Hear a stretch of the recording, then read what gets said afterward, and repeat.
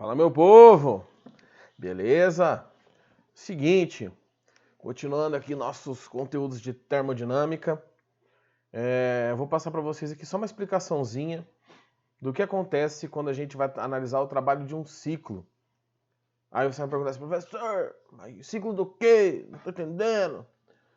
Quando eu falo trabalho de um ciclo, eu estou pensando em um gás, tá? Estou falando de um ciclo de um gás.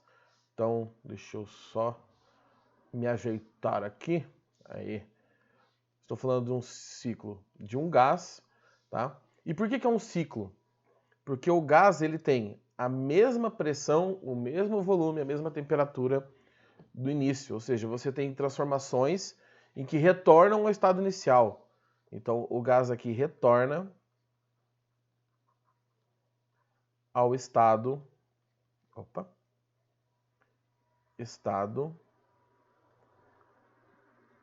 inicial, tá? E aí é o seguinte, eu vou pegar dois exemplos aqui, vou fazer transformações que vão gerar áreas que são retângulos, mas vale para qualquer tipo de área. Então vamos para a primeira situação, para o meu exemplo 1. Cadê o botãozinho de apagar? Meu exemplo 1, em que eu tenho um gráfico, tá? De pressão por volume, né, que são os parâmetros aqui que a gente vai utilizar. E eu tenho uma transformação cíclica, ou seja, o gás tem esse tipo de característica aqui, ó. Ele tem essas transformações, deixa eu só fazer um pouquinho mais reto aqui, para fazer sentido o que eu vou falar depois. Aqui, aqui e aqui. Tá? Então, o gás tem esta transformação aqui acontecendo. Tá? Para este caso, ele começa, por exemplo, nesse ponto A, vai para o ponto B, depois para o ponto C, ponto D e volta para o ponto A. Então, eu estou falando de um ciclo. E como é que a gente calcula o trabalho de um ciclo, em um ciclo de um gás? Bom, eu vou dar uma copiada aqui no gráfico para não ter que desenhar de novo. Então, espera aí. Aqui. Ctrl C, Ctrl V. Então temos aqui um ciclo. E eu vou copiar mais uma vez, que eu vou precisar de 3 gráficos. Para vocês entenderem bem o que eu estou falando. Deixa eu só puxar para cá, tá? É a mesma transformação, tá? Então deixa eu só mesclar as camadas aqui. Só um pouquinho. E mesclar a camada de baixo. Pronto. Bom, vamos analisar por trechos.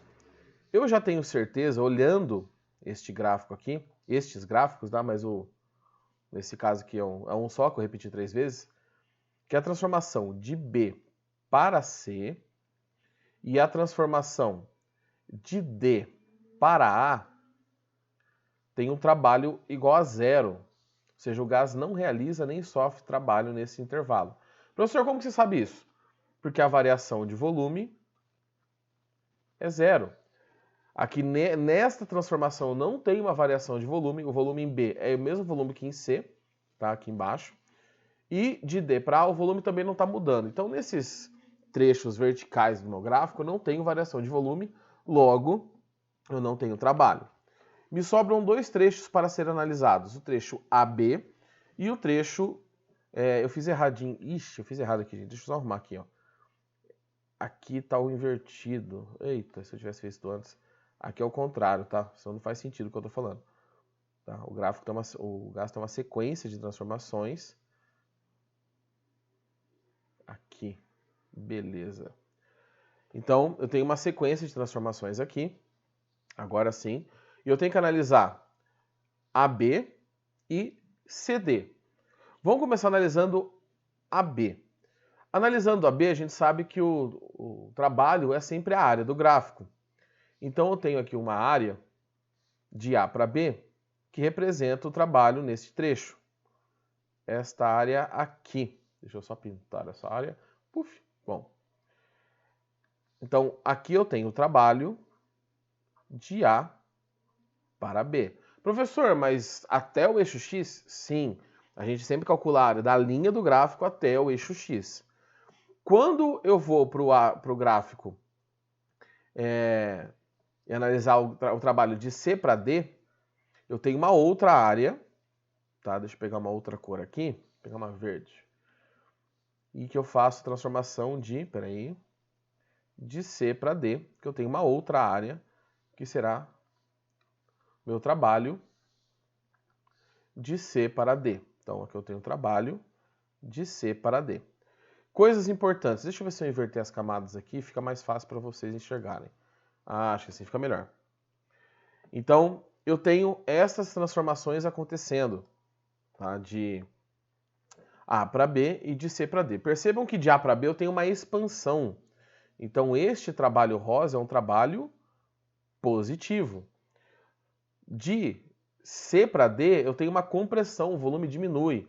Então, eu tenho um trabalho negativo. E aí, o que acontece? Ao todo, no ciclo, eu vou de A para B, eu tenho um trabalho positivo. Vou colocar valores aqui, tá bom?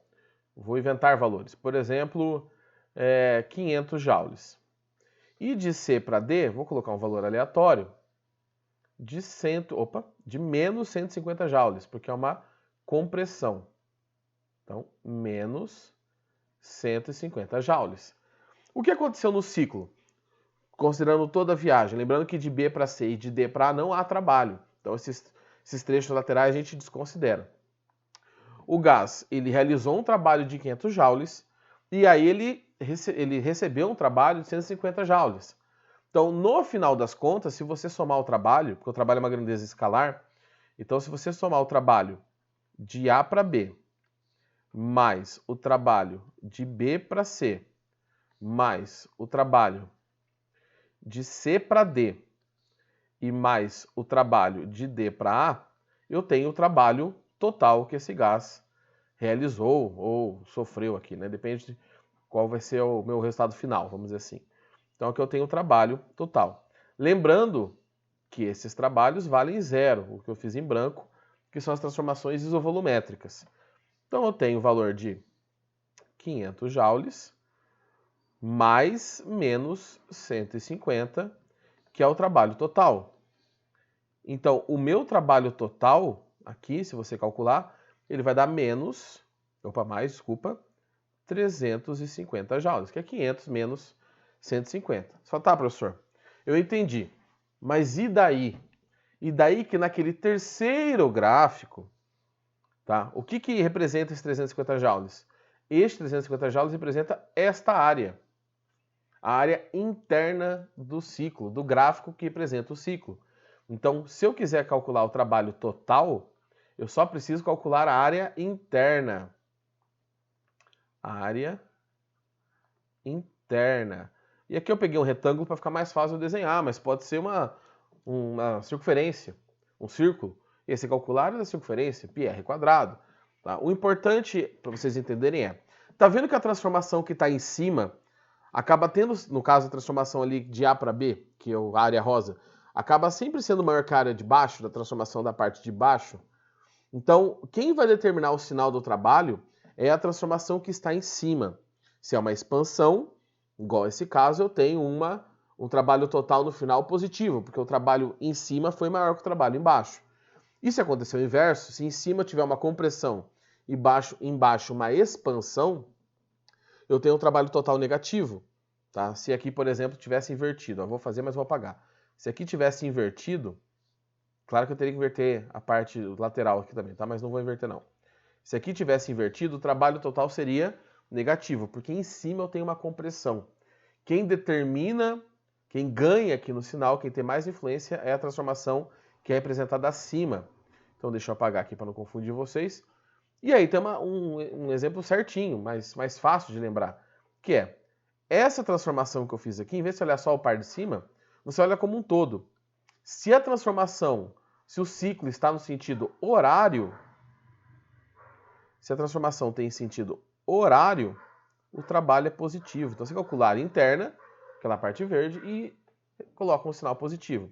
Se o ciclo é anti-horário, o trabalho é negativo. Por quê? Porque quem está em cima ali, no caso, seria uma compressão. Então, sempre que você tiver um ciclo, Para você determinar o trabalho, você calcula a área daquele ciclo, interna daquele ciclo. Não precisa fazer os outros dois passos, tá? Que eu fiz ali anteriores. Você com o exercício peça. E aí, se o sentido é horário, você estabelece um trabalho positivo. Você calcula a área e coloca mais. Se o ciclo é anti-horário, você calcula a área, vai dar um valor positivo. Aí você atribui um sinal negativo. Ou seja, para ciclos horários, depois de determinada volta ali que o gás der depois de um ciclo, ele vai ter realizado um trabalho positivo. Ou seja, no final das contas, ele passou energia para o sistema. Ele realizou o trabalho e transferiu energia para o sistema. Trabalho, transferência de energia. E se o ciclo é negativo, significa que depois de um ciclo ele recebeu energia, ele sofreu o trabalho. Tá? Então ele recebe energia do sistema, da parte externa do sistema. Ou seja, uma fonte de calor, ou qualquer outro tipo de coisa. Então, para vocês, o importante é a área do ciclo, a área interna, que vai determinar o trabalho, e se é horário positivo, anti-horário negativo. Tá? Eu vou fazer aqui dois exercícios que estão na apostila de vocês, na verdade, no caderno de atividades, para demonstrar. O primeiro não tem nem tanto o cálculo, tá? Mas ele está ali junto, eu achei interessante. E o outro aí sim, a gente vai trabalhar com esse conceito que eu falei para vocês agora. Então, o primeiro exercício é esse, lá do caderno de atividades, que fala assim, Estadual do Rio Grande do Norte. Analise o gráfico a seguir que representa uma transformação cíclica, ABCDA, de um mol de um gás. Os trabalhos nas transformações AB, BC, CD e DA são respectivamente. Vamos lá. Vamos começar, ele quer de AB. AB tá, é esse trecho aqui. Eu tenho um aumento do volume. O meu volume está aumentando. Então, eu tenho um trabalho positivo. O volume A está aqui embaixo, ó, e o volume B está aqui embaixo. Então, eu tenho um aumento do volume. O primeiro é positivo. BC, que é a parte descendo ali, BC não tem variação de volume. Meu delta V é zero. Então eu não tenho trabalho. Meu trabalho também é zero. Então não existe troca de energia por meio do trabalho. De C para D, eu tenho uma transformação que está diminuindo o volume. A variação de volume é negativa. Tá? Aqui eu tenho o volume C, que é igual ao volume B, e aqui eu tenho o volume D, que é igual ao volume A. Então eu volto, estou indo de um volume maior para um volume menor, a variação de volume é negativa, então o trabalho também é negativo. E de D para A, de novo, não há variação de volume, ΔV é zero, então meu trabalho naquele trecho é zero. Então como ficaria a resposta? Ficaria assim, deixa eu pegar outra cor. De A para B, o trabalho é positivo, então tiramos essa possibilidade. De B para C, o trabalho é nulo, então tiramos essa possibilidade. De C para D é negativo e de D para A é positivo. Opa, de D para A é nulo de novo.